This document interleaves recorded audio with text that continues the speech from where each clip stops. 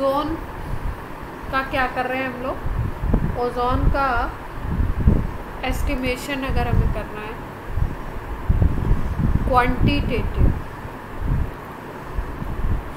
Quantitative का मतलब क्या होता है,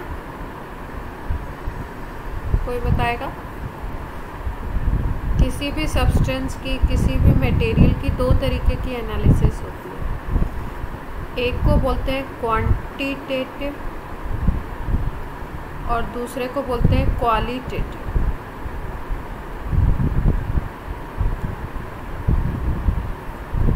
क्या क्वालिटेटिव का क्या मतलब है? देखो, जैसे सपोज कोई कंपाउंड दे दिया गया है ना, अब आपको इसमें पता लगाना है कि इसमें कोई एलिमेंट प्रेजेंट है या नहीं है। सपोज आप टेस्ट कर रहे हो नाइट्रोजन कि इसमें नाइट्रोजन प्रेजेंट है या नहीं है, नाइट्रोजन इज प्रेजेंट और एब्सेंट। ये इसके लिए अगर हम कोई टेस्ट करते हैं, कोई प्रोसेस फॉलो करते हैं, तो उसको हम बोलेंगे क्वालिटेटिव, मतलब कौन से एलिमेंट प्रेजेंट है उसको पता लगा रहे हैं, तो उसको बोलते हैं क्वालिटेटिव एनालिसिस। और एक होती है क्वांटिटेटिव। क्वांटिटेटिव में आपको एलिमेंट पता होता है कि ये है,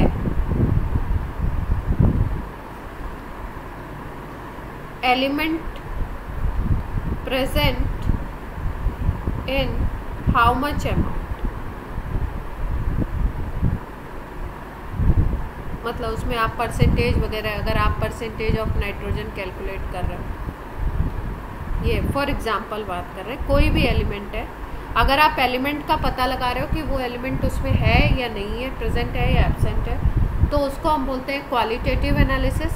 और क्वांटिटेटिव का मतलब उसका अमाउंट कैलकुलेट कर रहे हैं हम, उसका परसेंटेज कैलकुलेट कर रहे हैं कि वो कितना है। अब अगर हम बात करें, जो आर्ची ने जो रिएक्शन पूछा है कि भाई ओजोन का क्वांटिटेटिव एनालिसिस जब किया जाता है तो उसमें हम लोग यूज़ करते हैं कौन से रिएक्शन को, KI की रिएक्शन करवाई जाती है वाटर से एंड ओजोन से, तो ये प्रोड्यूस करता है KOH, I2 एंड O2। ये रिएक्शन एनसीईआरटी में गिवन होगा, गिवन है आर्ची?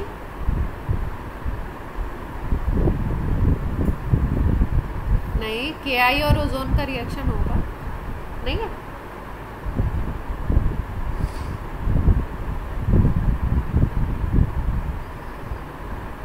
अच्छा, ठीक है। ये रिएक्शन इस तरीके से दिया होगा, देखो इसको अगर हम आयनिक फॉर्म में लिख लेना,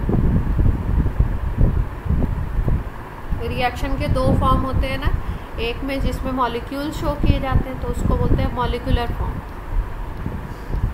अगर इसको हम आयनिक फॉर्म में लिखें तो आयनिक फॉर्म में क्या किया जाता है, एक आयन होता है जिसको बोलते हैं स्पेक्टेटर आयन, बताया हुआ है कभी आपको?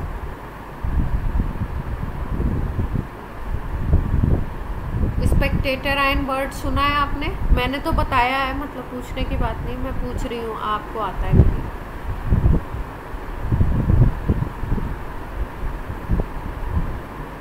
रेडॉक्स पढ़ाया होगा, रेडॉक्स पढ़ाया होगा तो बताया होगा। स्पेक्टेटर आयन का मतलब होता है जिसका ऑक्सीडेशन नंबर चेंज नहीं होगा, वैसे ही रहेगा।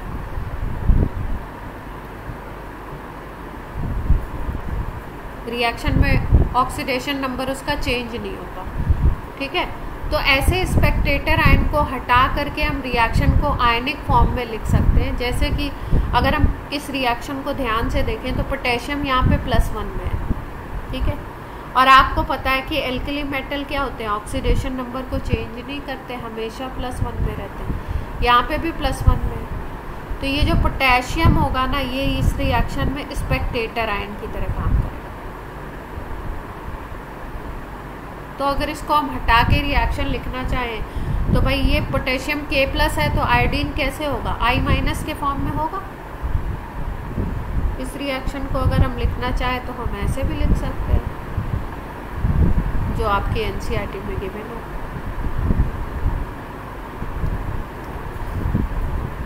भाई के आई किससे बना हुआ है? के प्लस और आई माइनस से बना हुआ है। के आई आपका के प्लस आई माइनस से बना है। स्पेक्टेटर को हटा देते हैं। यह है के आई, ये रिएक्ट कर रहा है आपका किससे? ओजोन से, वाटर से।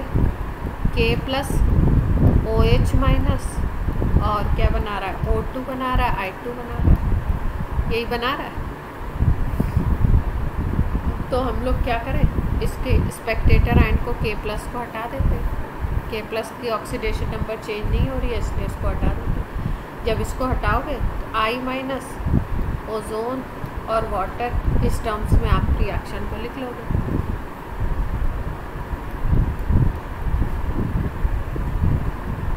ठीक है, और ये H2O को भी आप ब्रेक करके लिख सकते हो, H प्लस और OH माइनस में। तो आप देख पा रहे हो कि OH माइनस से OH माइनस हट जाएगा और फाइनल ये रिएक्शन आपकी NCERT में शायद गिवन है क्या? ठीक है, अब हम क्या है इस रिएक्शन से अगर हमें O2 का कंसंट्रेशन वगैरह पता करना है, हमें I माइनस का पता है, H प्लस का पता है, तो O3 का अगर कंसंट्रेशन हमें पता करना है, ऑक्सीजन कितना बन रहा है, आयोडीन कितना बन रहा है, ये सब अगर हमें पता हो तो मोल के अकॉर्डिंग हम लोग निकाल सकते हैं। मोल्स के अकॉर्डिंग निकाल सकते हैं क्या हम लोग? इसको अगर हम बैलेंस लिखेंगे तो ये ऐसे होगा 3I minus plus O3 plus H plus, और यहाँ पे बनेगा O2, यहाँ पे बनेगा I3 माइनस I2 नहीं बनेगा, I3 माइनस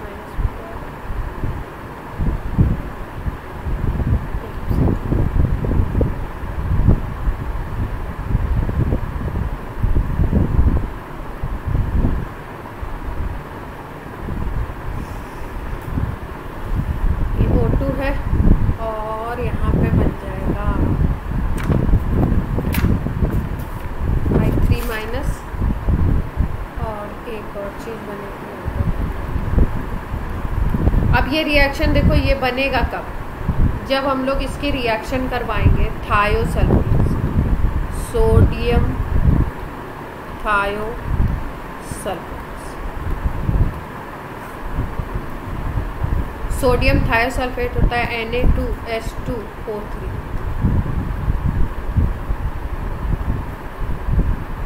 ठीक है, इसको हाइपो भी बोलते हैं। जब लैब में आप जाओगे प्रैक्टिकल वगैरह करोगे तो आपको बोला जाएगा हाइपो सॉल्यूशन दिया जा रहा है टाइट्रेशन के लिए।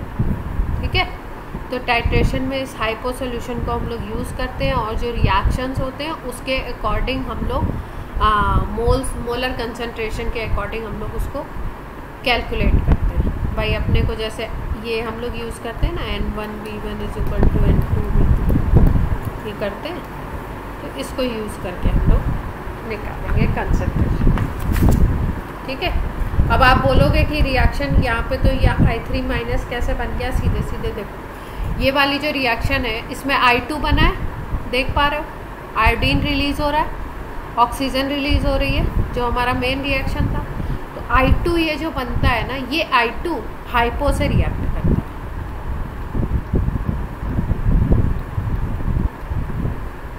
और ये I2 हाइपो से रिएक्ट करके फिर बनाता है I3 माइनस। और हमारा इसका कितना अमाउंट यूज़ हो रहा है उसके अकॉर्डिंग हम लोग आयोडीन का अमाउंट कैलकुलेट करते हैं, और फिर इस आयोडीन के अमाउंट के अकॉर्डिंग हम लोग ओजोन का अमाउंट कैलकुलेट करते हैं। भाई अगर दो रिएक्शन इस तरीके से सपोज दिए हुए,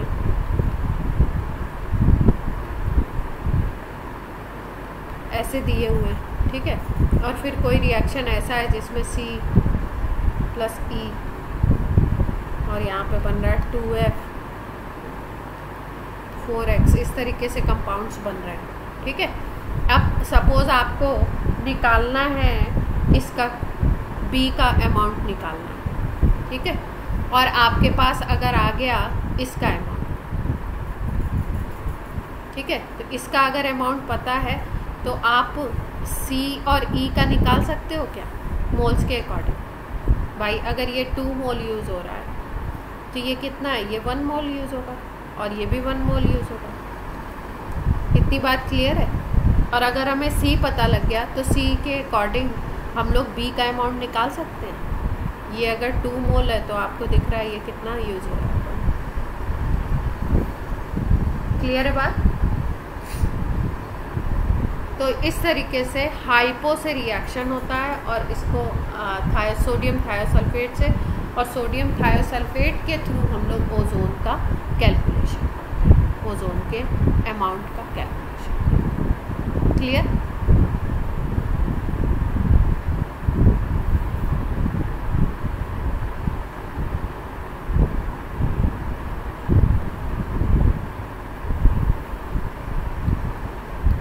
अब हम लोग करते हैं H2SO4। सल्फर करना था आज हमको, है ना। सल्फर SO2 और H2SO4 करने के बाद हमारी ऑक्सीजन फैमिली ये ख़त्म हो जाएगी। तो मैंने स्टार्ट किया है, लास्ट से ही स्टार्ट कर दिया, H2SO4 पहले कर लेते हैं। तो H2SO4 को बोलते हैं किंग ऑफ केमिकल्स।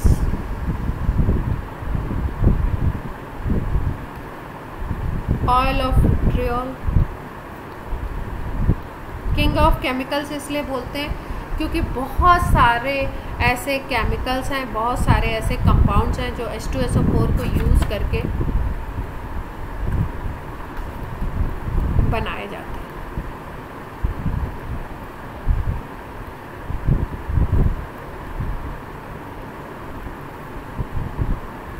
इस H2SO4 के अगर हम प्रिपरेशन की बात करें तो H2SO4 का प्रिपरेशन करते हैं हम लोग कांटेक्ट प्रोसेस। कौन सा प्रोसेस है? Contact process.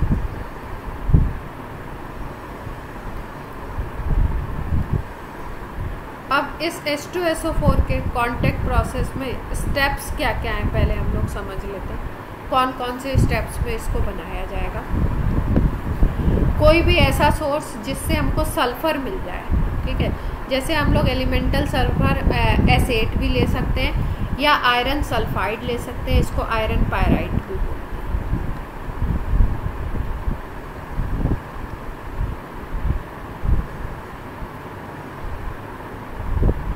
ये दोनों में से कोई भी ले लेते हैं। इसका करवाते हैं हम लोग ऑक्सीडेशन। ऑक्सीडेशन का क्या मतलब है? ऑक्सीजन से रिएक्शन होगा और इसको कन्वर्ट करवा दिया जाता है SO2। मतलब आप क्या करोगे, या तो ये ले लो या ये ले लो, इन दोनों की क्या करवा दो, बर्निंग करवा दो ऑक्सीजन की प्रेजेंस। तो क्या आ जाएगा हमारे पास? SO2 आ जाएगा। फिर इस SO2 का फर्दर हम कराते हैं ऑक्सीडेशन। पहले SO2 में कई सारी इम्प्योरिटीज़ होती हैं, जैसे कि आर्सेनिक की इम्प्योरिटी हो गई, डस्ट हो गई, इन सब चीज़ों को पहले रिमूव किया जाता है और आफ्टर रिमूवल इसका कराते हैं ऑक्सीडेशन।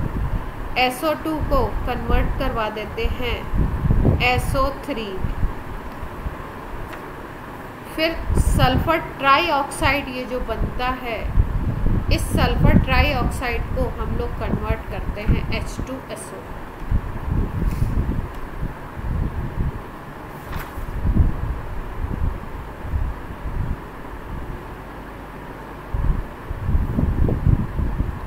SO3 को फिर कन्वर्ट किया जाता है एग्जैक्टली पहले बनता है H2H2O7 और फिर उसके बाद इससे बनाया जाता है H2SO। स्टेप समझ आए?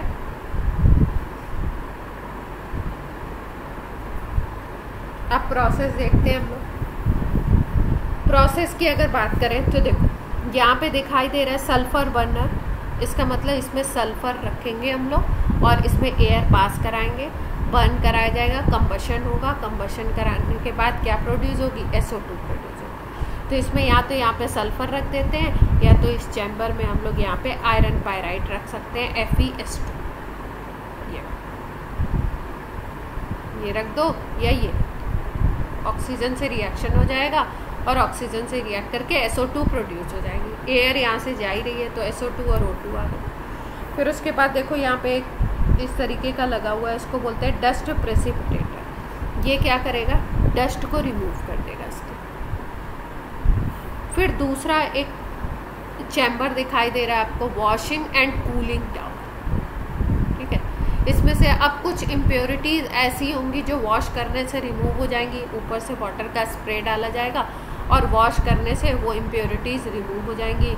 वेस्ट वाटर यहाँ से निकलता जाएगा, उसके साथ इम्प्योरिटी निकल जाएगी।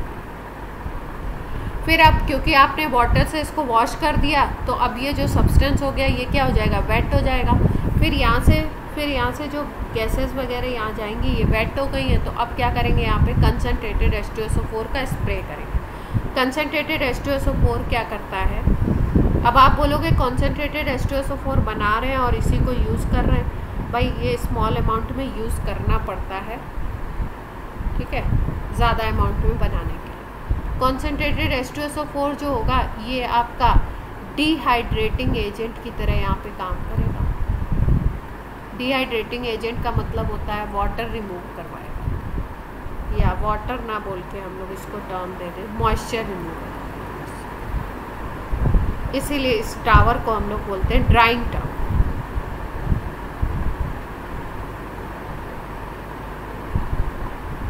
मॉइस्चर रिमूवल करवाएगा, इसीलिए इसको हम लोग बोलते हैं ड्राइंग टावर। अब यहाँ से फिर ड्राई SO2 और O2 आगे की तरफ बढ़ेंगे। आगे की तरफ जब बढ़ेंगे तो एक चैम्बर यहाँ पे लगा होगा जो आर्सेनिक की इसमें इम्प्योरिटीज़ होगी उसको रिमूव करेगा। और इसको रिमूव करने के लिए आर्सेनिक प्यूरीफायर जो लगा हुआ है उसमें आपसे सब्सटेंस पूछा जा सकता है कि कौन सा होता है, gelatinous hydrated ferric oxide FeOH whole thrice. Ferric oxide लिखा हुआ हाइड्रेटेड है तो ये FeOH होल थ्राइस बनाएगा। तो FeOH होल थ्राइस लगा होता है इस आर्सेनिक प्यूरीफायर में, आर्सेनिक को प्यूरीफाई करता है, आर्सेनिक की इम्प्योरिटीज़ को हटाता है।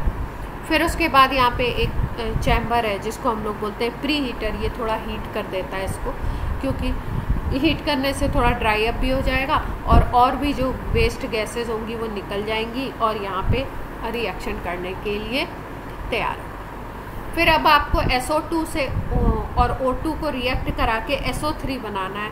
तो SO3 को बनाने के लिए हम लोग SO3 प्रोडक्शन के लिए हम लोग दो चीज़ें यूज़ कर सकते हैं। एक यूज़ करते हैं प्लैटिनम और दूसरा यूज़ करते हैं हम लोग V2O5 डाई वेनेडियम पेंटॉक्साइड या वेनेडियम पेंटॉक्साइड भी बोलते हैं।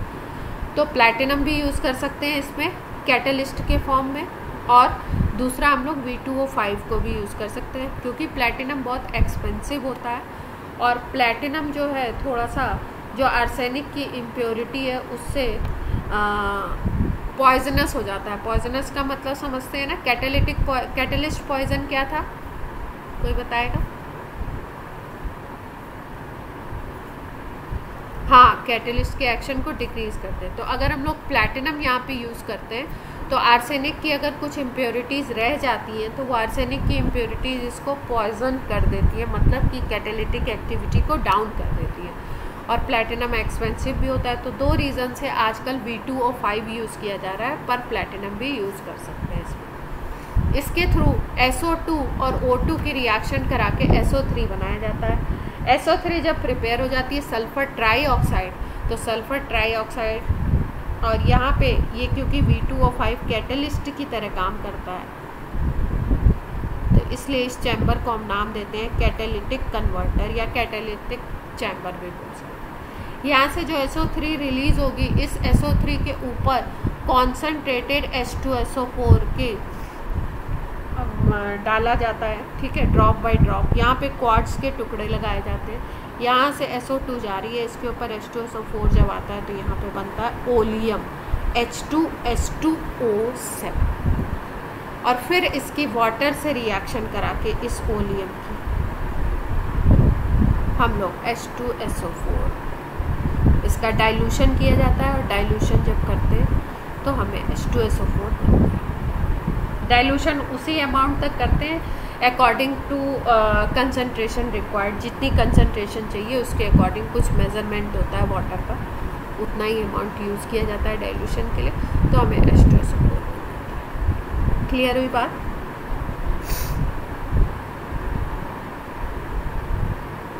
ठीक है, तो सबसे पहला चैम्बर था सल्फर बर्नर, उसमें आयरन पायराइट या सल्फर लोगे, उसकी रिएक्शन एयर से करवाओगे और फिर उसके बाद SO2 प्रोड्यूस होगा, SO2 और एयर, फिर उसके बाद कहाँ जाएगा, डस्ट प्रेसिपिटेटर, फिर वॉश किया जाएगा उसको, पहले डस्ट हटाओ फिर वॉश करो वाटर से, फिर जैसे ही आपने वॉश कर दिया वैसे ही वो वेट हो गया, फिर कंसनट्रेटेड H2SO4 का स्प्रे करो जिससे कि डिहाइड्रेशन हो जाए, मॉइस्चर हट जाए, और मॉइस्चर हटाने के बाद फिर SO2 O2 को आर्सेनिक की इम्प्योरिटी हटानी है तो आर्सेनिक प्यूरीफायर में ले जाओ। आर्सेनिक प्यूरीफायर में FeOH होल थ्राइस होता है जिलेटिन फॉर्म में, जिलेटिनस। फिर उसके बाद उसको प्री हीट करो, किसी भी प्रोसेस के लिए एक प्रॉपर टेम्परेचर चाहिए होता है तो प्री हीट कर देंगे तो और भी गैसेस वेस्ट इम्प्योरिटीज निकल जाएंगी। और फिर उसके बाद कैटालिटिक कन्वर्टर में V2O5 की प्रेजेंस में या प्लैटिनम की प्रेजेंस में SO3 को हम लोग SO2 को SO3 में कन्वर्ट करते हैं, फिर SO3 को कॉन्सेंट्रेटेड H2SO4 से ट्रीट किया जाता है एक चैम्बर में, फिर इससे हमको मिलता है ओलियम H2SO7 और ओलियम को डाइल्यूट करके H2SO4 बनाते हैं। अब इसकी थोड़ा सा हम लोग रिएक्शंस देख लेते कैसे कैसे क्या क्या। अब ये ऐसे आपके जैसे 12th वगैरह में तो डिस्क्रिप्टिव में आ सकता है, और आपका अगर हम लोग बात करें ऐसे तो आपका किसी स्टेप से कोई क्वेश्चन पूछा जा सकता है, कोई भी एक स्टेप ले लेंगे और वहाँ से क्वेश्चन पूछेंगे। बात समझ आ रही है सबके?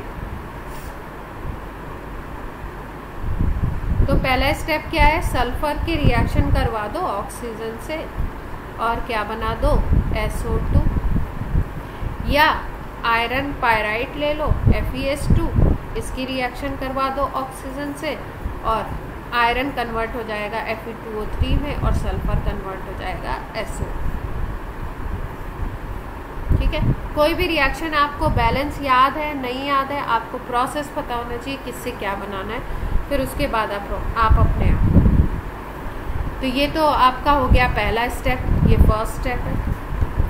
अब सेकंड स्टेप में आपको क्या करना है, सेकंड प्रोसेस में आपको SO2 को कन्वर्ट करना है SO3 में।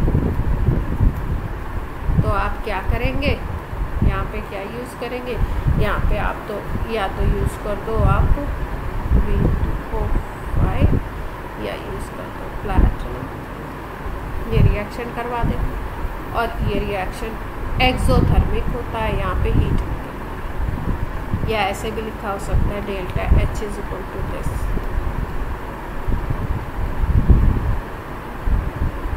अब कभी कभी क्वेश्चन पूछते हैं कि ये जो कांटेक्ट प्रोसेस है इसमें जिसमें SO2 से SO3 हम फॉर्म करवा रहे हैं, बना रहे हैं, तो SO3 बनाने के लिए क्या क्या हमको रिक्वायरमेंट होती है, मतलब अकॉर्डिंग टू लीच-इटलियर्स प्रिंसिपल क्या क्या सिचुएशन होगी जिसमें कि हाई यील्ड ऑफ SO3 होगा।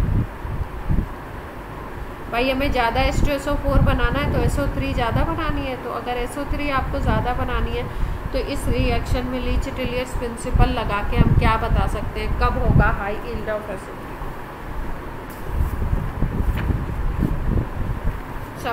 सब लोगों ने पढ़ा हुआ है ना लीच-इटलियर्स प्रिंसिपल 11th में।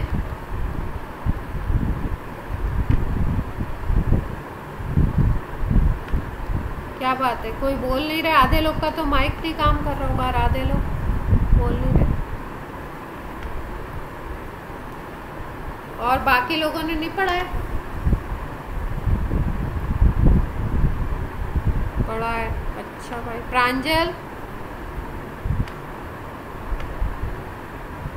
तो बोल क्यों नहीं रहे? प्रियांजल, प्रणय,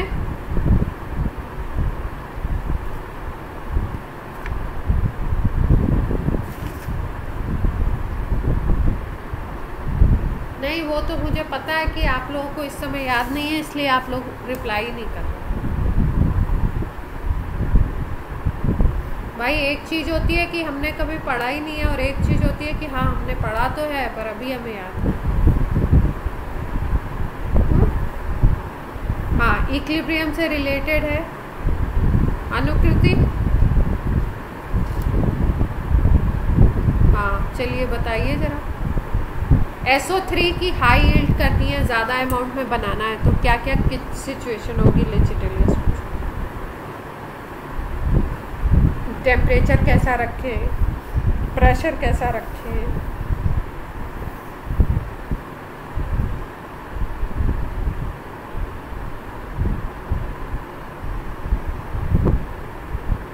देखो बता रहे हो।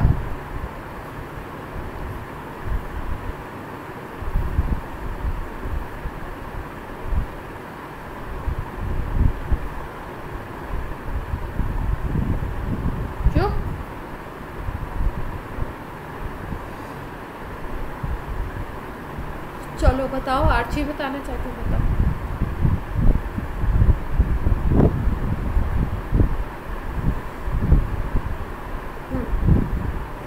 देखो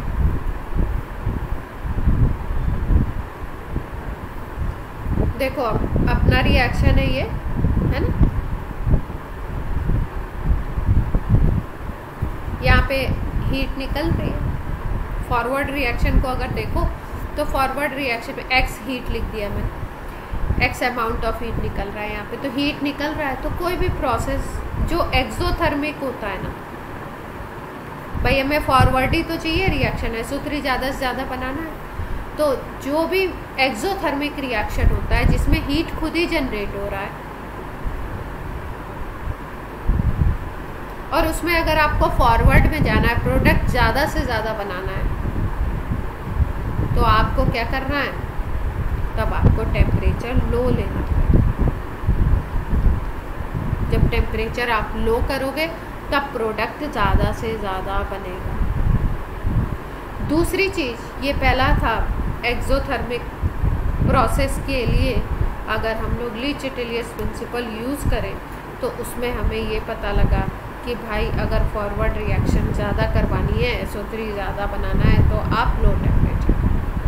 अगर प्रेशर की बात करो तो इक्विलिब्रियम पे प्रेशर अगर हम इंक्रीज करते हैं तो रिएक्शन हमेशा उस तरफ जाता है जिधर मोल्स कम होते हैं, ठीक है।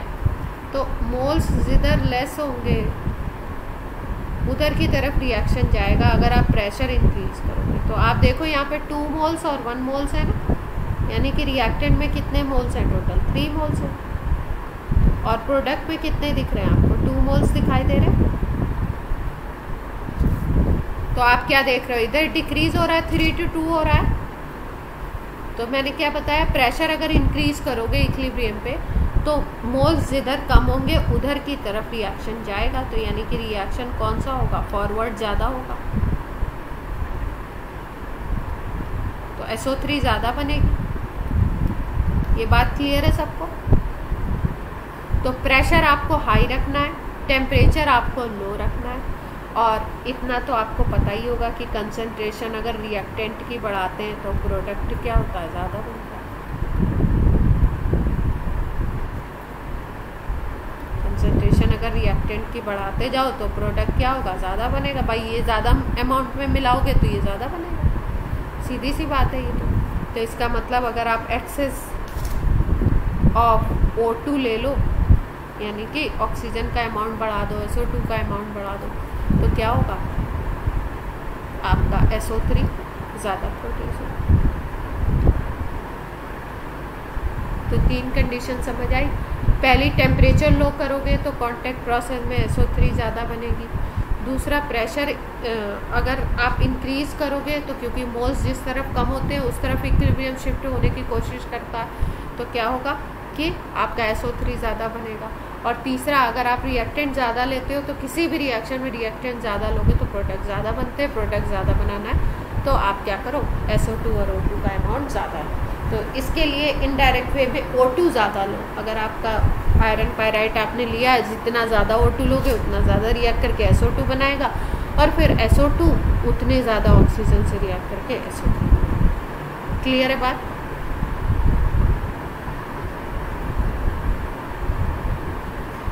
उसके बाद और ज़्यादा आपको बनाना है तो एक कंडीशन और आप देख सकते हो, प्यूरिफाई करो गैसेस को ज़्यादा से ज़्यादा। मतलब जो आर्सेनिक की इम्प्योरिटी है, H2O3 की इम्प्योरिटी होती है, उसको जितना ज़्यादा से ज़्यादा प्यूरिफाई करोगे, रिमूव करोगे, उतना क्या होगा, अपना कैटलिस्ट जो होगा वो प्योर रहेगा, पॉइजन नहीं होगा, तो भी रिएक्शन आपका ज़्यादा होगा।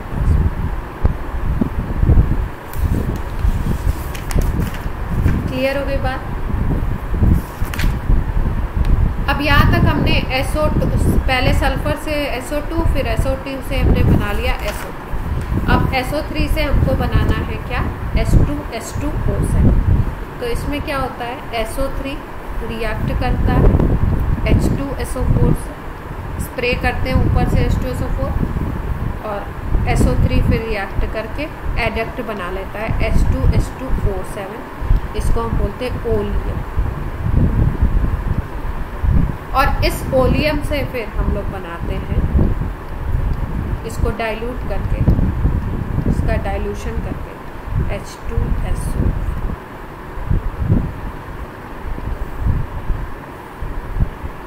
ये सारे रिएक्शन साथ साथ चलते रहते हैं। मतलब आपका एक बार प्रोसेस स्टार्ट हो गया तो ये कंटिन्यूस प्रोसेस सारा चलता रहता है। इधर हम H2SO4 डालते रहते हैं, इधर ओलियम बनता रहता है, फिर इसका डाइल्यूशन करके H2SO4 निकालते रहते हैं। क्लियर बात?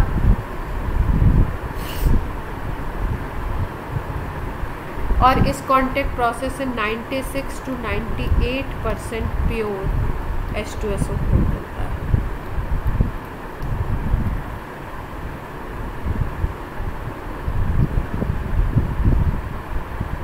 तो कोई भी किसी भी इसमें अगर आपके NCERT में कोई इस तरीके का H2SO4 बनाने का, HNO3 बनाने का प्रोसेस है, तो आपको रिएक्शंस पता होने चाहिए, कौन सी चीज़ कैसे काम कर रही है। किसी भी चैम्बर से उठा करके क्वेश्चन आपसे पूछ सकते हैं, तो पूरी वर्किंग आपको पता होनी चाहिए, नहीं तो आप क्या हो सकते हैं, फंस सकते हैं।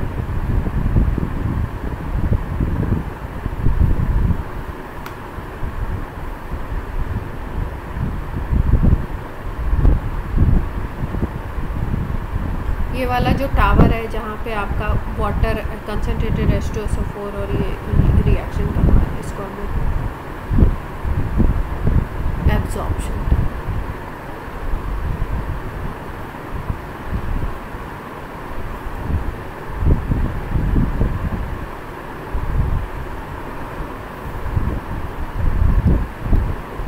H2SO4 की अगर बात करें तो इसका हाई बॉइलिंग पॉइंट होता है। हाई बॉइलिंग पॉइंट क्यों होता है? क्योंकि ये भी बना लेता है इंटरमॉलिक्यूलर H बॉन्ड हाइड्रोजन। कैसे बनता है इसमें इंटरमॉलिक्यूलर हाइड्रोजन को? अगर H2SO4 का स्ट्रक्चर देखो,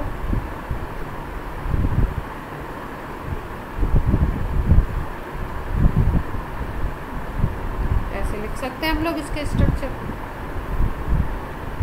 अब अगर दूसरा सेकेंड मॉलिक्यूल आता है इसका, तो ये भी इसी तरीके से लगेगा, अटैच होगा।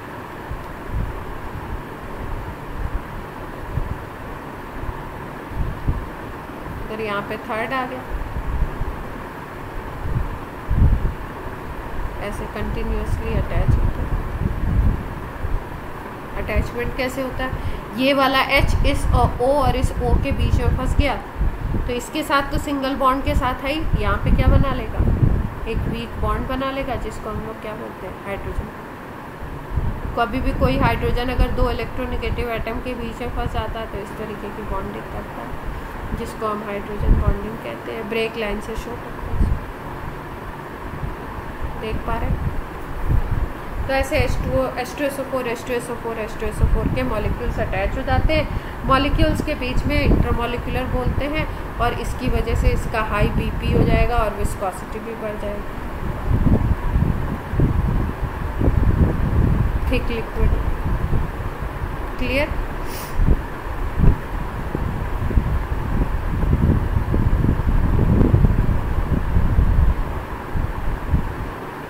H2SO4 का आपको पता ही है। H2SO4 को अगर आप वाटर H2SO4 का अगर आपको डाइल्यूशन करना है तो डाइल्यूशन करने का प्रोसेस क्या होता है? H2SO4 के अंदर वाटर डालते हैं या वाटर के अंदर H2SO4 डालते हैं, क्या करते हैं?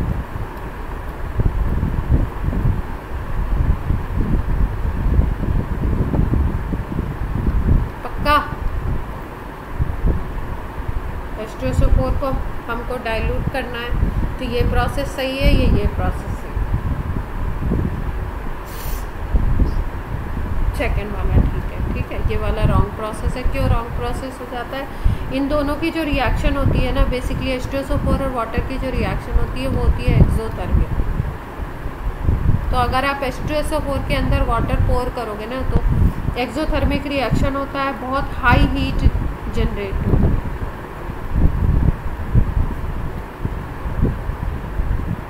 और कभी कभी क्या होता है, ये H2SO4 अगर आप वाटर ऐड कर रहे हो तो ये स्प्लैश कर जाता, बाहर की तरफ आ जाता, तो कोई एक्सीडेंट्स हो सकते हैं ना।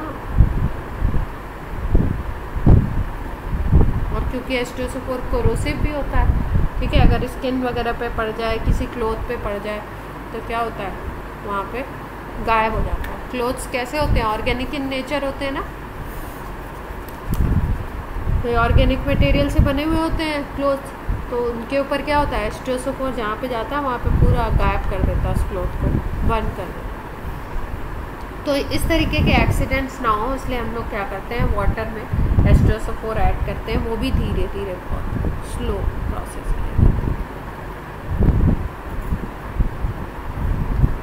ये डाइल्यूशन का प्रोसेस है, राइट प्रोसेस।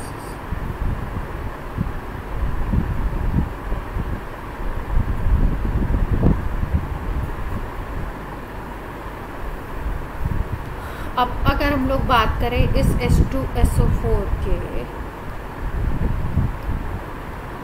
रिएक्शन के बारे में, तो क्योंकि एसिड है तो क्या देगा, ये सबसे अच्छा एसिड है ये H2SO4, तो H+ देगा क्या?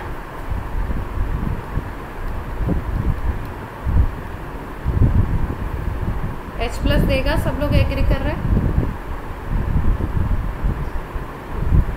तो इसके H+ फॉर्मेशन को जो ये प्रोटॉन देता है, अगर हम देखें तो 1 मॉलिक्यूल 2 प्रोटॉन दे रहा है, तो इसको हम लोग डाइबेसिक एसिड बोल सकते हैं। N फैक्टर बोलो इसके लिए तो क्या हो जाएगा, 2 हो जाएगा।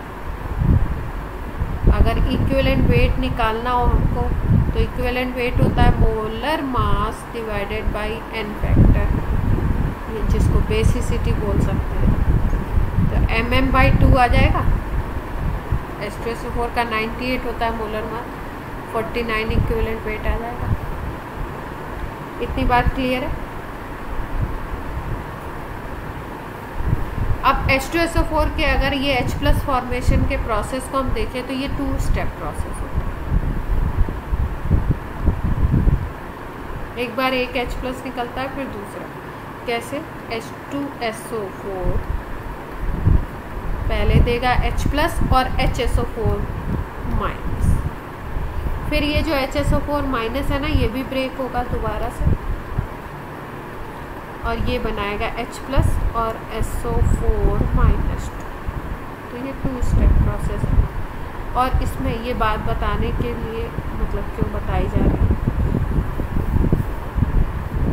अगर हम देखें तो इसका K, इस प्रोसेस के लिए अगर हम K माने, इसका डिसोसिएशन कांस्टेंट K1 मान लें और इसके लिए K2 मान लें, तो हम ऐसा देखते हैं कि इसका K1 बहुत ज़्यादा होता है और K2 की वैल्यू लगभग अप्रॉक्सी इतनी है।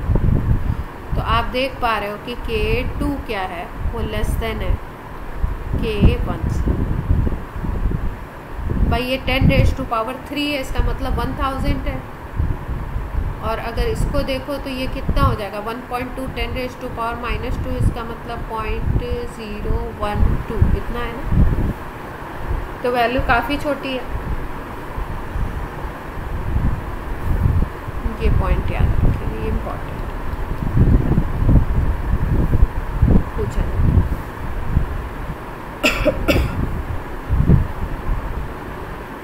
अब क्योंकि एसिड है तो बहुत सारी प्रॉपर्टीज़ क्या होंगी, बेस से रिएक्शन करा के न्यूट्रलाइजेशन रिएक्शन होगा, देगा ही H2SO4। क्लियर है इतनी बात?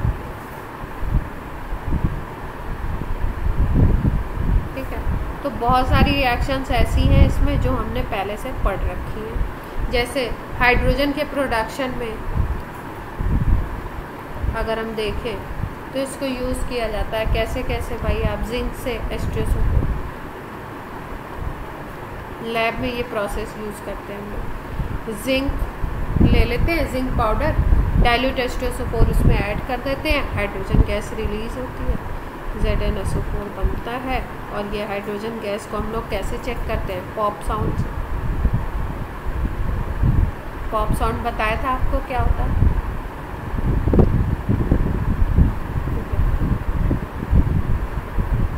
जहाँ से भी ये हाइड्रोजन गैस रिलीज़ हो रही है, अगर उस पर आप अपना थंब रख दो और वहाँ पे कोई बर्निंग मैच स्टिक लेके जाओ तो एक अलग सी आवाज़ आती है, उसको हम लोग बोलते हैं पॉप साउंड। ठीक है, ये हाइड्रोजन की कैरेक्टरिस्टिक लैब में करते हैं हम लोग उसको। आप लोग कभी लैब में जाना तो करके देखते हैं उसको। ठीक है, तो ये जिंक से भी हो जाता है। अगर हम मैग्नीशियम से भी ले लें तो मैग्नीशियम से भी यही same to same reaction produce होगा, हाइड्रोजन प्रोड्यूस हो जाएगी MgSO4।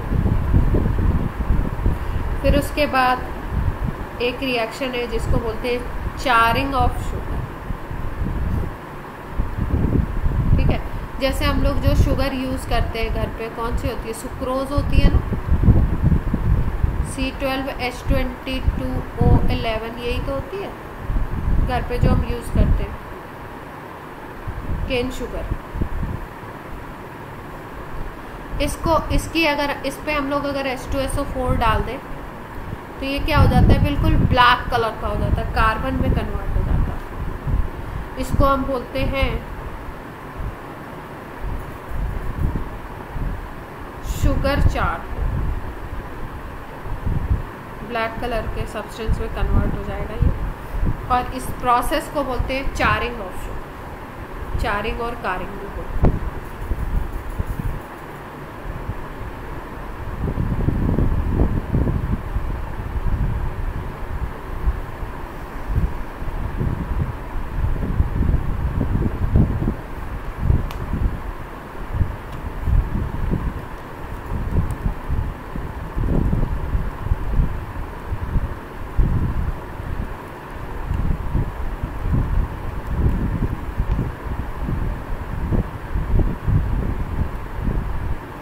अब इसमें देखो, इसमें H2SO4 में क्या है कि जितने भी रिएक्शंस हैं ना, वो ज़्यादातर आप कहीं ना कहीं पढ़ चुके हैं या कहीं ना कहीं पढ़ेंगे इनऑर्गेनिक में। तो इसके रिएक्शंस को आप क्या करोगे, जितने रिएक्शंस NCERT में दिए हुए हैं उनको एक बार बस लिख करके देख लेना। लिख करके देखने का मतलब किस प्रोसेस से क्या बन रहा है। मोर और लेस ज़्यादातर रिएक्शंस आपने पढ़े हुए हैं, जो इम्पोर्टेंट मुझे लग रहा है वो मैं बता दे रही हूँ। जैसे एक चारिंग बताया, दूसरा डिहाइड्रेशन करना है अगर, तो इसको यूज़ करते हैं, डिहाइड्रेटिंग एजेंट की तरह यूज़ होता है।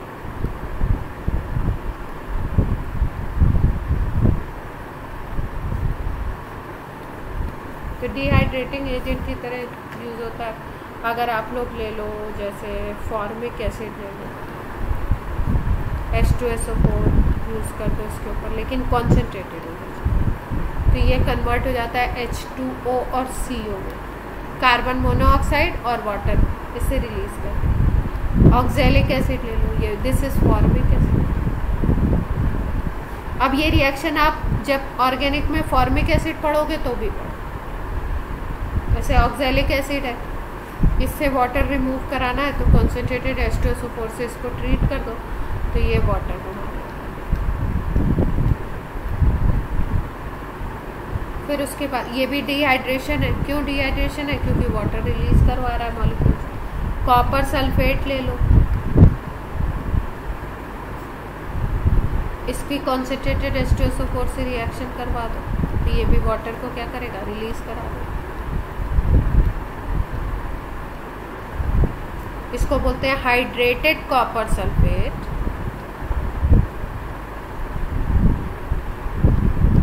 और इसको बोलते हैं एनहाइड्रस।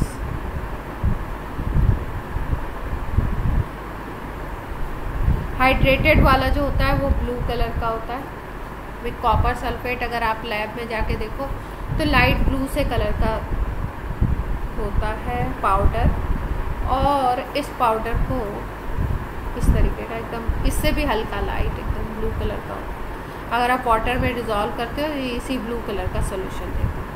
लेकिन अगर इसमें आप कॉन्सेंट्रेटेड H2SO4 ऐड कर दो तो क्या होगा, इसका वाटर रिलीज़ करवा देगा, ये कॉपर सल्फेट बना देगा एनहाइड्रस, और ये होता है वाइट कलर। ये तो ब्लू है और ये कैसा है, वाइट। क्लियर है?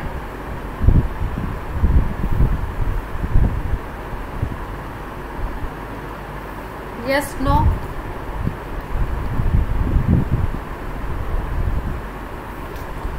अब ये सारे रिएक्शन या तो आप यहाँ पढ़ लो या आगे तो पढ़ोगे ही पढ़ोगे। जैसे कि अगर हम बोलें कि आपको इथाइल अल्कोहल से इथाइलीन बनाना है, C2H5OH से क्या बनाना है, C2H4, जिसको हम लोग CH2 डबल बॉन्ड CH2। तो इसमें भी कॉन्सेंट्रेटेड H2SO4 यूज़ होता है डिहाइड्रेटिंग एजेंट की तरह। इसको ट्रीट करते हैं कॉन्सेंट्रेटेड H2SO4 से। 343 केल्विन टेम्परेचर होता है एक पर्टिकुलर, क्यों? क्योंकि दूसरे टेम्परेचर पे दूसरा प्रोडक्ट बनता है।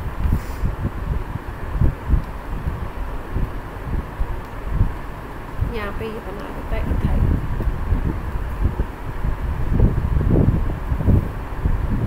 और अगर ये टेम्परेचर चेंज कर दो, जैसे मान लो तो यही प्रोसेस करा रहे हो और इसमें कॉन्सेंट्रेटेड H2SO4 से आप ट्रीट करा रहे हो और ये टेम्परेचर कर दो 4110 केल्विन। तो जैसे ही तुम 4110 केल्विन टेम्परेचर करते हो ना, प्रोडक्ट चेंज हो जाता है। इसमें बनता है CH3 CH2O CH2 CH3। इस कंपाउंड का नाम बताना चाहेंगे आप? IUPAC बता चुके हो, पहले इसका तो बता दो। IUPAC, इसका IUPAC नेम बोलिए।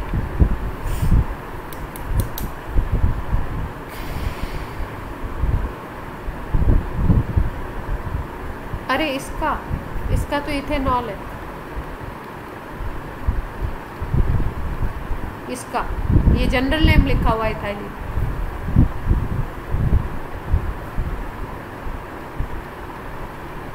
एथीन है ना, या इथीन, जो भी आप प्रोनाउंस करते हो। ये हो गया। इसको अगर बोले तो ये कौन सा ग्रुप है? ईथर ग्रुप है ना। तो अगर जनरल नेम बोलोगे तो ये इथाइल, जनरल नेम बोलोगे तो डाइथाइल ईथर है। IUPAC बोलोगे तो ईथर का IUPAC क्या लिखते थे वो?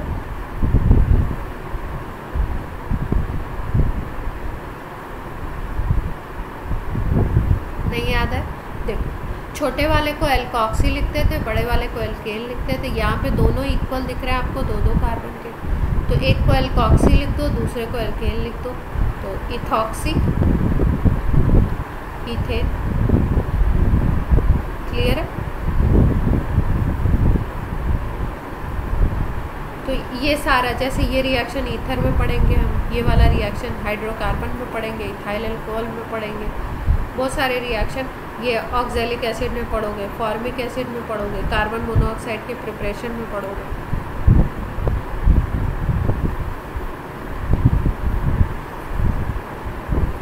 ऑक्सीडाइजिंग एजेंट तो बहुत अच्छा है।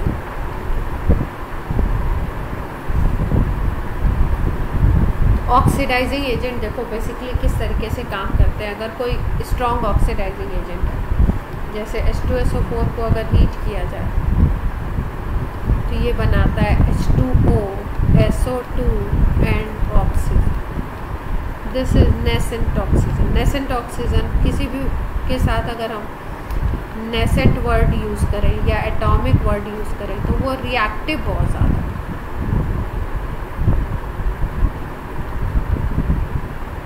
तो ऑक्सीजन रिएक्टिव आपको मिल गया, ऐसा एटॉमिक ऑक्सीजन मिल गया तो अब ये क्या करेगा, किसी भी रिएक्शन में जिसमें आप H2SO4 डाल के हीट कर रहे हो तो वहाँ पे ऑक्सीजन नेसेंट रिलीज होगी और वो क्या करेगी, किसी भी सब्सटेंस का ऑक्सीडेशन।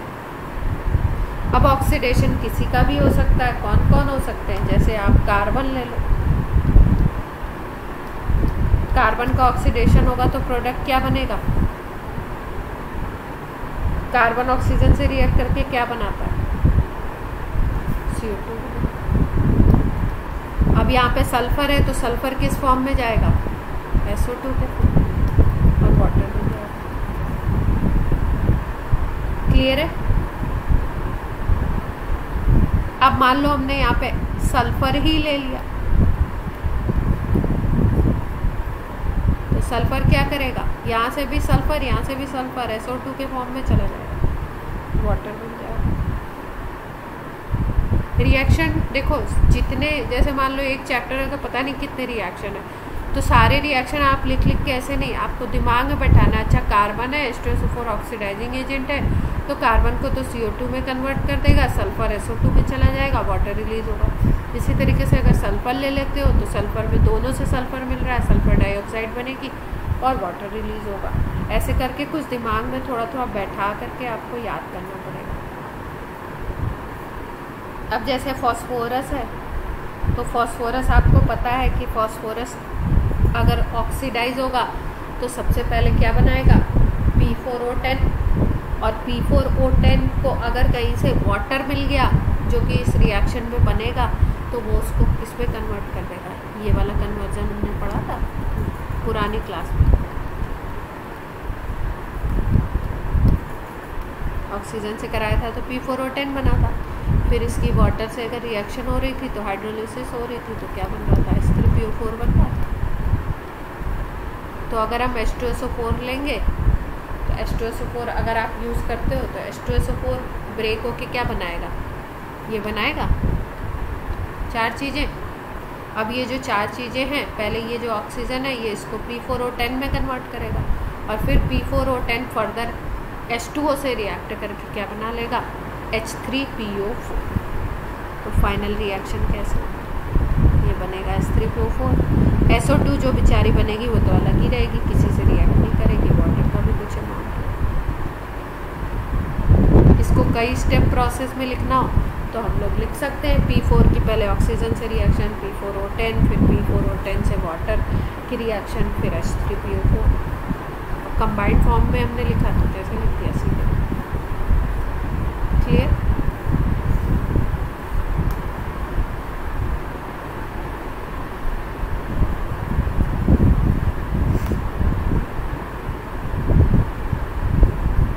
कॉपर से रिएक्शन करवाना, कॉपर का सल्फेट, SO2, वाटर। पैटर्न समझ आ रहा है रिएक्शंस का।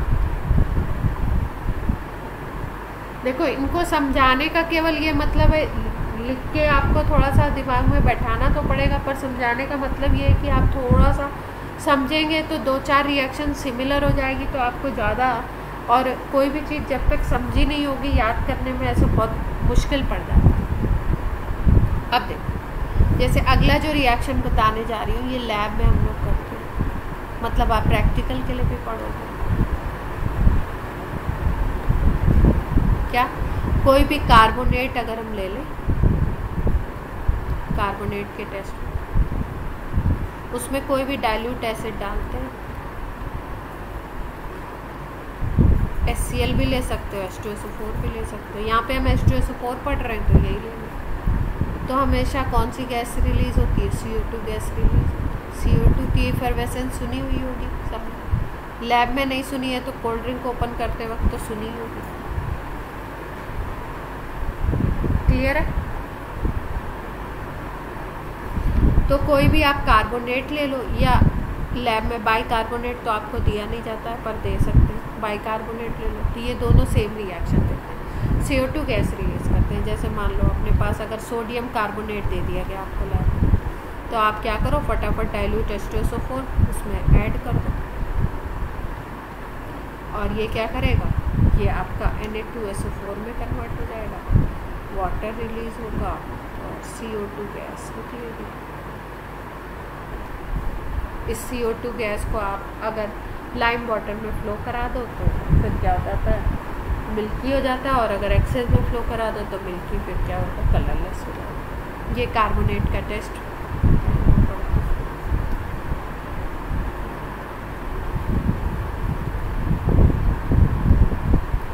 Na2S ले लो, Na2SO3 ले लो, Na2S2O3 ले लो। एक ही पैटर्न के रिएक्शन है इसलिए एक साथ बताएं। ये सल्फाइड है, ये सल्फाइट है, ये थायोसल्फेट है, और ये क्या है, नाइट्राइट। तो H2SO4 कैसा एजेंट है, ऑक्सीडाइजिंग एजेंट, तो ऑक्सीडेशन कराएगा। ये सल्फाइड है अगर,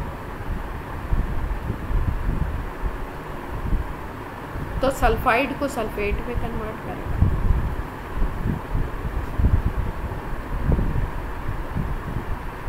तो H2SO4 से कराओ तो ये सीधे इसको Na2SO4। ये सल्फाइट है तो इसको सल्फेट में कन्वर्ट।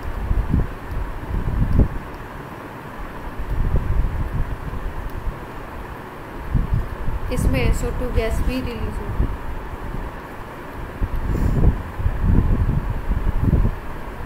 फिर ये आपका थायोसल्फेट है, Na2H2O3। थायोसल्फेट की अगर कराते हैं H2SO4 से तो इसको भी ये कन्वर्ट कर देता है Na2SO4।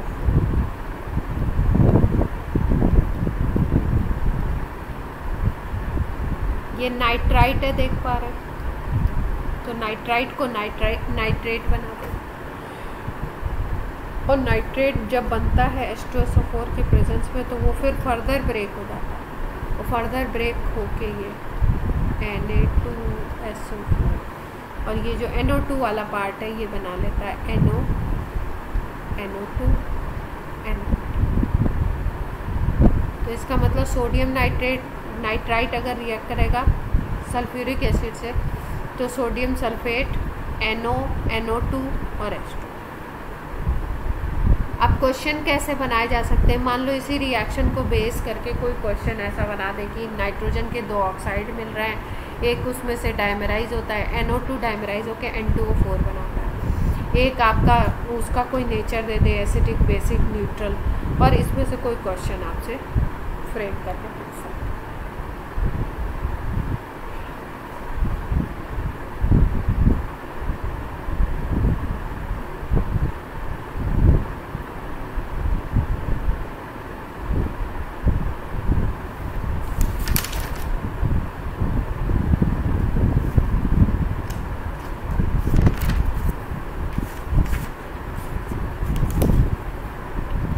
क्लास में सब लोग हैं, चले गए?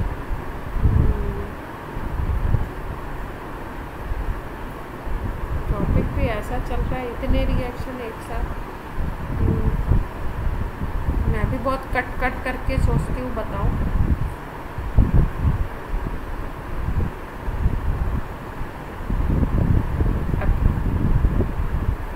ज़्यादातर आपको प्रैक्टिकल वगैरह से रिलेट करके जो प्रैक्टिकल पे आए के वो अलग से बता देती हूँ, क्योंकि प्रैक्टिकल में तो आपको लर्न करने ही पड़ेगा। जैसे सपोज हम लेते हैं, जैसे ये रिएक्शन है, ये वाला अपना काम आएगा ऑर्गेनिक में। ये हमने ले लिया सोडियम ऑक्सीलेट में,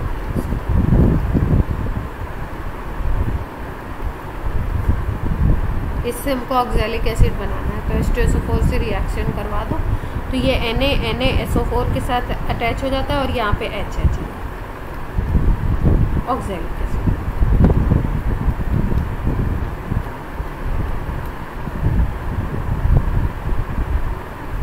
अब देखो जैसे हम लोग करें ब्रोमाइड रेडिकल का टेस्ट, Br- का करना हमें लैब, तो उसमें भी H2SO4 हम देखते हैं। ब्रोमाइड, क्लोराइड, आयोडाइड, इन सब में H2SO4 का यूज होता है। कैसे करते हो अलग से, हैलोजन का टेस्ट। अपने प्रैक्टिकल में भी काम आ जाएगा। और करते क्या है, हेलोजन का टेस्ट करना है। तो सॉल्ट आपको दिया गया, सॉल्ट में आप क्या करो, कॉन्सेंट्रेटेड H2SO4, ठीक। तो आपको टेस्ट ट्यूब में आपने सॉल्ट ले लिया, इसमें कॉन्सेंट्रेटेड H2SO4 आपने ऐड कर दिया। तो आपको अगर हेलोजन है तो कैसा कैसा आपको दिखेगा। अगर आपको कलरलेस पंजेंट स्मेल वाली गैस रिलीज होती है अगर, तो आप क्या सोचोगे, आप सोचोगे कि Cl प्रेजेंट हो सकता है। पंजेंट स्मेल समझते हैं, मतलब टेस्ट ट्यूब के पास अगर आप अपनी नोज़ ले जाओ, मतलब टेस्ट ट्यूब अपनी नोज़ के पास अगर आप लाते हो तो आप तुरंत से टेस्ट ट्यूब को हटा दोगे, मतलब इतनी तेज़ स्मेल होती है वो आपके नर्वस सिस्टम पे भी वो करती है, इफ़ेक्ट डालती है। और इतनी तेज़ स्मेल होगी कि आप 1 सेकंड भी उसको इनहेल नहीं कर सकते, बहुत तेज़ आप अपनी नाक को पीछे करो। इतनी तगड़ी वाली स्मेल अगर आप किसी भी सॉल्ट में कॉन्सेंट्रेटेड H2SO4 ऐड करो और इस तरीके की कोई पंजेंट स्मेल आती है, तो आप पक्का समझो कि इसमें क्लोराइड होने के पूरे चांसेस हैं। अब होता क्या है, जैसे मान लो कि हमारे पास सॉल्ट है, सपोज आपके पास है NaCl है सपोज, तो कॉन्सेंट्रेटेड H2SO4 जब रिएक्ट करता है ना इसके साथ, तो ये बना लेता है HCl gas, HCl gas release करता है। और ये जो HCl गैस होती है ना, ये पंजेंट स्मेल।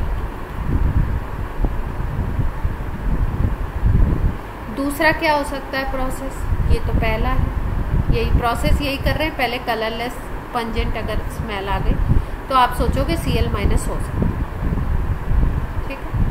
अब अगर आपको ऐसा दिख रहा है कि अच्छा HCl है, तो आप क्या करो कि यहाँ पे इस टेस्ट ट्यूब के माउथ पे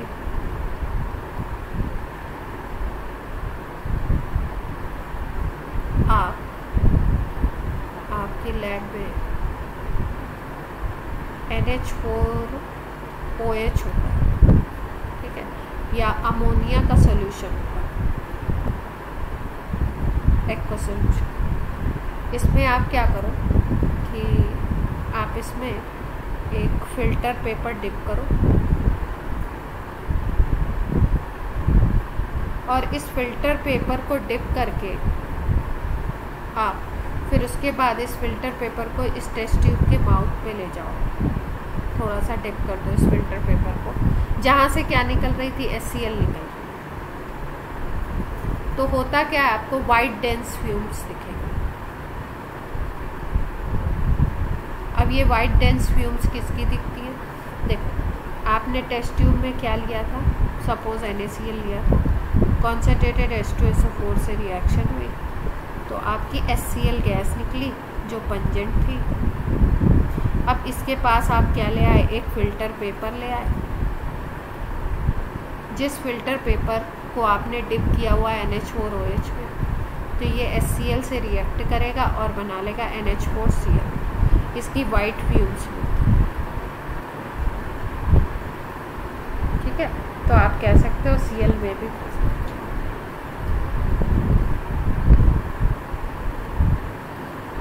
फिर इसका हम लोग कन्फर्मेटरी टेस्ट करते हैं। AgNO3 सिल्वर नाइट्रेट का सोल्यूशन डालते हैं, इसमें सिल्वर नाइट्रेट जब डालते हैं तो AgCl का वाइट PPT है, वो कन्फर्मेटरी टेस्ट होता है, उसको हम लोग डिज़ोल्व करते हैं अमोनिया के सोल्यूशन में, तो हम कन्फर्म। अब सपोज आपका ये तो पंजेंट स्मेल आ गई, दूसरा प्रोसेस क्या हो सकता है, मान लो ब्रोमाइड होगा ना, अगर सॉल्ट कैसा है, क्लोराइड ना होके ब्रोमाइड है, तब वो कॉन्सेंट्रेटेड H2SO4 से जब रिएक्ट कराओगे ना, तो रेड कलर की रेडिश ब्राउन गैस रिलीज होगी और वो गैस होती है HBr। तो जैसे ही आपने ये डाला, रेडिश ब्राउन अगर गैस आपको रिलीज होती हुई दिखाई दे रही है, तो आपका किसका प्रेजेंट होने के चांस हैं Br माइनस। और जैसे ये रेडिश ब्राउन गैस निकल रही है Br माइनस के प्रेजेंट होने के चांसेस हैं, आप फटाफट क्या करोगे, इसमें आप HBr निकल रही है ना, तो इसमें आप सिल्वर नाइट्रेट का सोल्यूशन होता है लैब में, उसको डाल दो। जैसे ही आप सिल्वर नाइट्रेट डालोगे तो यहाँ पे ये सिल्वर ब्रोमाइड बना लेगा येलो कलर।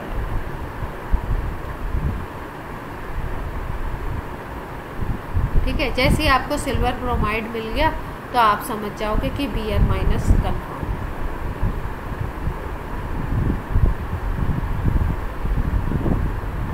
ठीक है,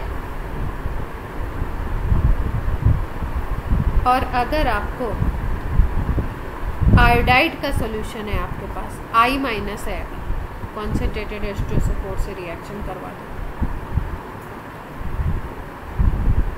तो यहाँ पे आपको HI मिल जाता है। ठीक है, और HI अगर मिल जाएगा आपको गैस, HI की अगर फिर आप रिएक्शन करवाते हो AgNO3 से, तो AgI मिलता है, यह आपका लाइट येलो कलर।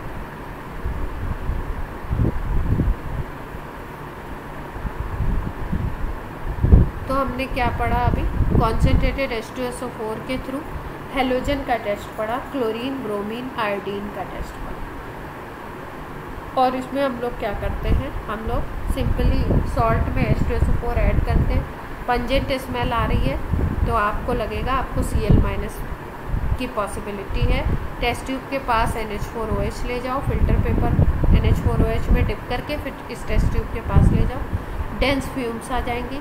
और अगर ये इस तरीके का रिएक्शन आपको दिखता है तो दोबारा इसको करो, और उसमें हम लोग क्या करेंगे, उसमें AgNO3 सोल्यूशन डाल दो, और AgNO3 डालोगे AgCl का वाइट PPT आ जाएगा Cl माइनस का। क्लियर है बात?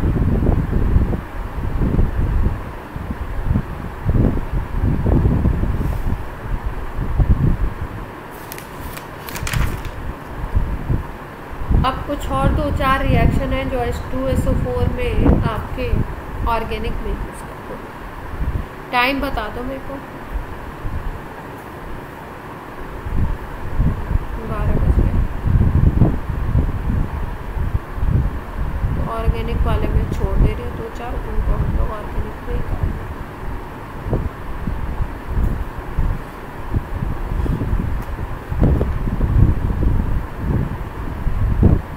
जैसे एक इम्पॉर्टेंट लगता है मुझे, KClO3 से रिएक्शन कर दो, अगर H2SO हीट कर दो उसको, तो देखो क्या करता है।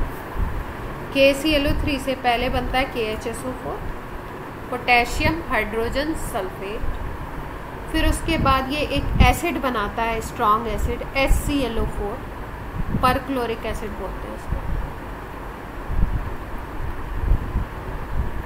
और एक ऑक्साइड बनाता है क्लोरीन का Cl2 और वाटर। अगर इस रिएक्शन को देखो तो ये डिस्प्रपोर्शनेशन हो सकता है, क्या पॉसिबिलिटी है इसकी डिस्प्रपोर्शनेशन होने, चेक करो।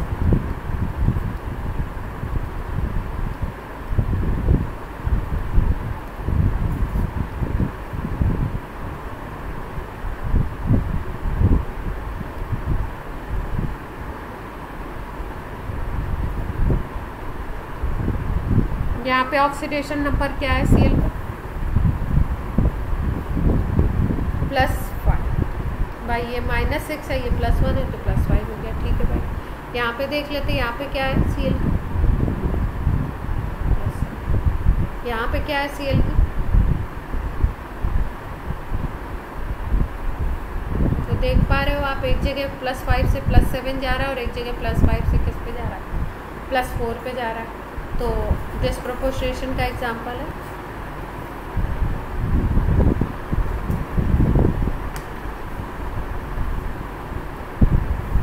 अब अगर हम लोग H2SO4 और सल्फेट आयन दोनों को देखते हैं तो दोनों में क्या याद रखना है हमको, स्ट्रक्चर तो हम बना ही लेंगे, ये टेट्राहेड्रल ज्योमेट्री शो करते हैं।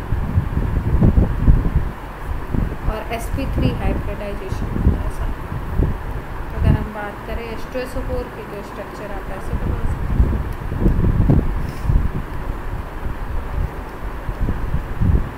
इस तरीके का टेट्रा। और अगर आप बात करो SO4-2 की, SO4-2 की ज्योमेट्री तो टेट्राहेड्रल होगी, लेकिन आप याद रखेंगे कि इसमें रेजोनेंस भी प्रेजेंट होता है।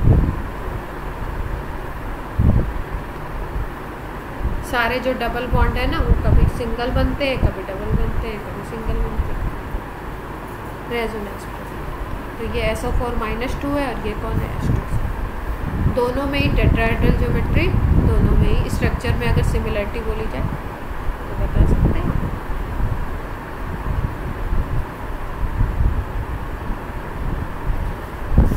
H2SO4 आपका ख़त्म हो गया, सल्फर आज भी रह गया। अब आपका सल्फर बचा हुआ है, सल्फर करवा के तब जाके आपके ऑक्सीजन केम ख़त्म होगी। सल्फर में भी इम्पॉर्टेंट है आपका, सल्फर का कोई रिएक्शंस तो हमें पढ़ने नहीं है, सल्फर के हमें पढ़ने एलोट्रॉपिक फॉर्म, एलोट्रॉप से कोई क्वेश्चन बना सकते हैं दे सकते। अब आपकी आज क्या है, थर्सडे है ना,